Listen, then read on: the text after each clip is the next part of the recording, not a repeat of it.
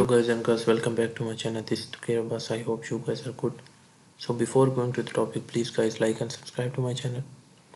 तो guys last video में आपने देखा था कि हमने अननोन आर्गूमेंट्स के साथ डील किया था कि फंक्शन के अंदर अननोन आर्गूमेंट हम किस तरह डील करते हैं उनके साथ फंक्शन में।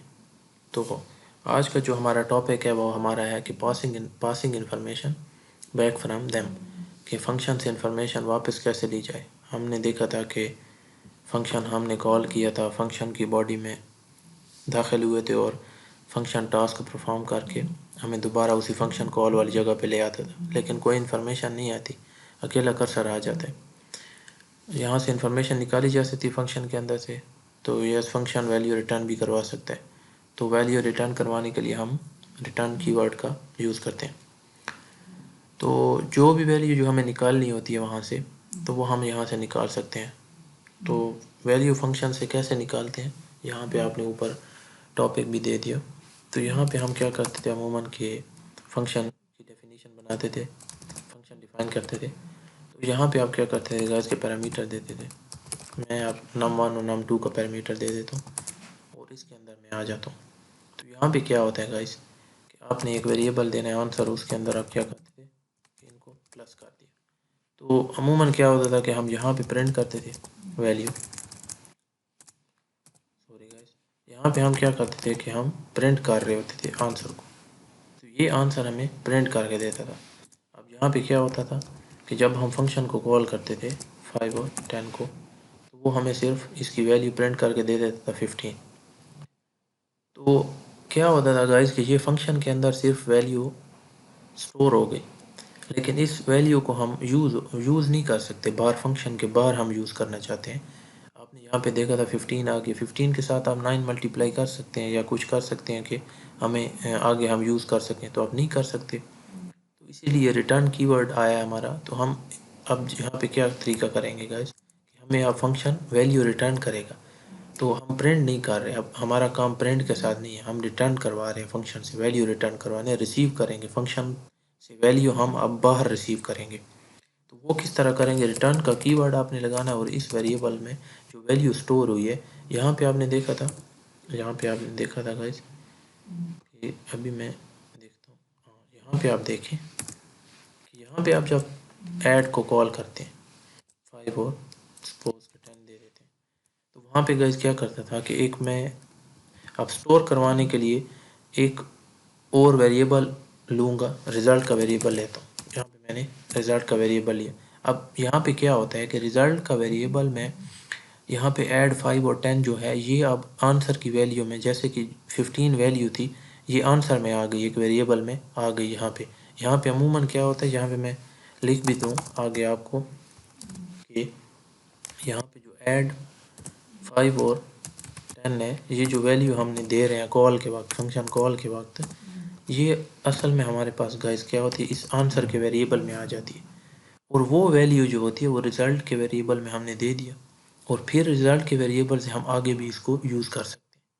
ठीक है, तो हम कैसे यूज़ कर सकते हैं, अब आप देखिएगा जब हमने रिटर्न का कीवर्ड लगाया, उसमें जो आंसर की वैल्यू हम क्या कर रहे हैं, स्टोर कर रहे हैं, तो उस रिटर्न कर रहे हैं हम उस वैल्यू को, तो उस वैल्यू को हम पहले एक वेरिएबल में यहाँ पे हमने स्टोर किया, उस वेरिएबल की जो वैल्यू स्टोर हो गई उस रिज़ल्ट में, तो उसको हम आगे यूज़ कर सकते हैं। वो किस तरह यूज़ कर सकते हैं, यहाँ पे आप देखें गाइस कि पहले तो आप दिखाएंगे कि रिज़ल्ट के अंदर जनाब हमारा रिज़ल्ट आता है कि नहीं। यहाँ पे आप देखिए हमारा आपका 15 रिज़ल्ट उसने दे दिया। अब यहाँ पे क्या होता था गाइस, ये तो हो गई हमारे पास, प्रिंट हो गई, सिर्फ हमारे पास उसने वैल्यू रिजल्ट फंक्शन के अंदर दे दी, रिटर्न करवा दी। अब ये वैल्यू रिटर्न हो गई, यहाँ पे तो आपने देखा होगा कि उसी तरह प्रिंट हो गई, लेकिन ये असल में रिटर्न हुई है, हमारे पास वैल्यू फंक्शन ने रिटर्न करा। अब हमारे पास फंक्शन से वैल्यू बाहर आ गई, तो अब क्या करवा सकते हैं गाइस, इसके साथ जो भी आप करवाना चाहें, जो वैल्यू इसके साथ मल्टीप्लाई करवाना चाहें, जो करवा सकते हैं आप। देखें आप, आपको 135 आंसर मिल गया, तो ये वैल्यू आप कहीं पे भी यूज़ कर सकते हैं। अब जो फंक्शन की रिटर्न हो गई, ये फंक्शन से वैल्यू रिटर्न कर ली, हमने बाहर निकाल ली, तो अब यहाँ पे आप जो भी परफॉर्म करना चाहें इसके साथ परफॉर्म कर सकते हैं।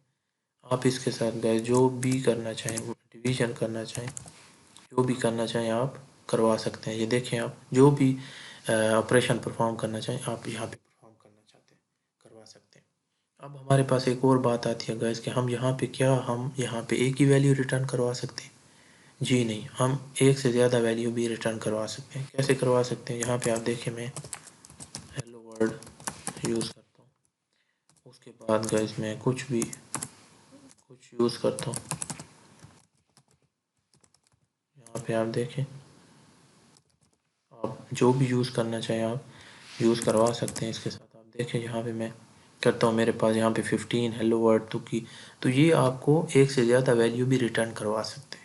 क्या ये आपको एक से ज़्यादा वैल्यू भी रिटर्न करवा सकते हैं?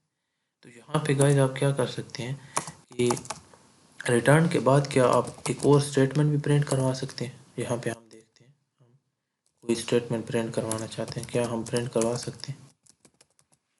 तो इसको आप यहाँ पे करें रन, यहाँ पे देखें आप, नहीं, हम यहाँ पे आपने देखा कि हम कोई भी जब रिटर्न हम करवाते हैं गाइस, रिटर्न कीवर्ड हमने लगाया और हम फंक्शन से जो वैल्यू रिटर्न करवा रहे हैं उसके बाद जो भी स्टेटमेंट आप लिखेंगे आप इसको रिटर्न नहीं करवा सकते।